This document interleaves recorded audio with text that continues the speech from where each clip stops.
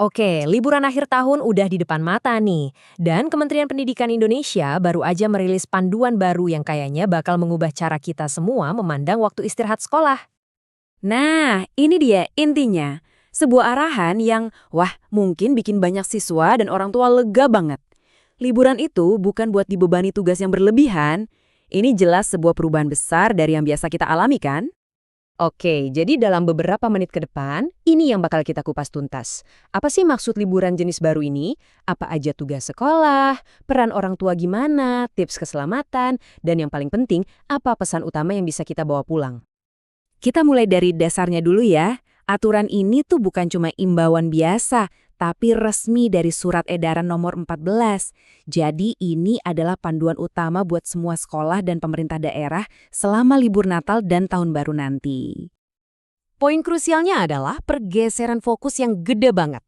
Kebijakan ini mau bilang kalau liburan itu waktunya buat isi ulang energi, buat kumpul sama keluarga, dan buat jaga kesehatan mental, jauh dari pusingnya urusan akademis.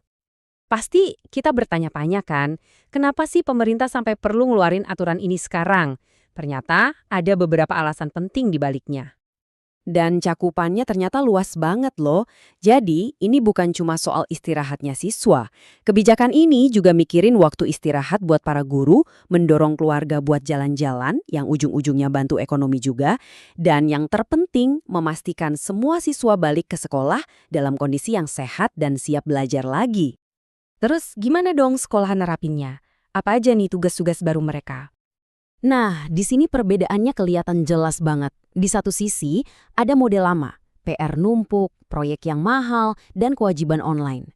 Sekarang, model barunya mendorong tugas yang lebih simpel, yang bisa jadi kegiatan seru bareng keluarga, dan yang penting nggak bikin kantong orang tua bolong. Eits, tapi tugas sekolah nggak cuma soal PR ya, ada juga tanggung jawab logistik. Mereka harus mastiin semua aset sekolah kayak lab dan perpus itu aman selama liburan. Dan harus ada nomor kontak yang jelas kalau ada keadaan darurat atau orang tua perlu lapor sesuatu. Oke, sekarang kita geser.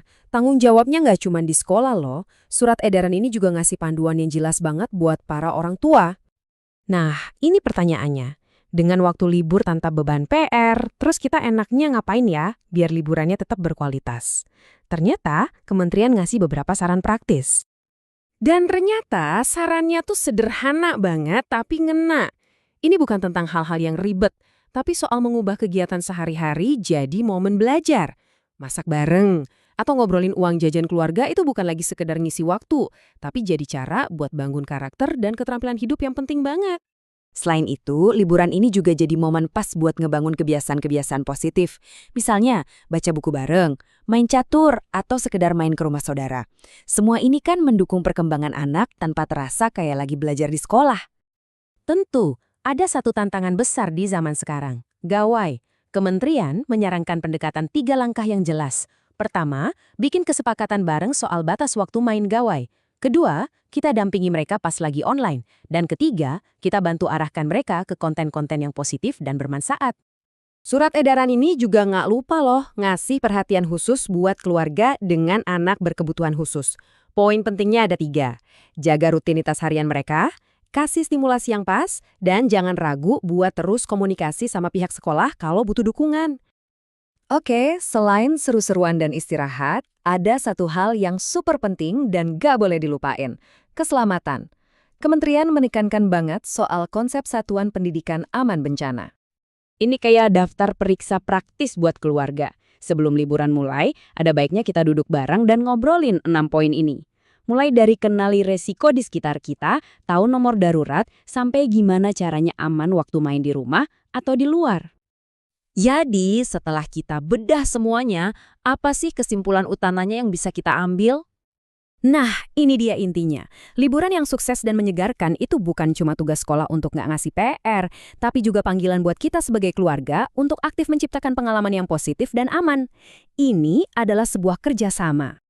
Jadi, dengan semua panduan ini di tangan kita, pertanyaan terakhirnya kembali ke kita semua. Sebagai orang tua, siswa, atau guru, gimana kita bakal manfaatin kesempatan emas ini buat bener-bener istirahat, nyambung lagi sama keluarga, dan menyambut semester baru dengan semangat yang fresh?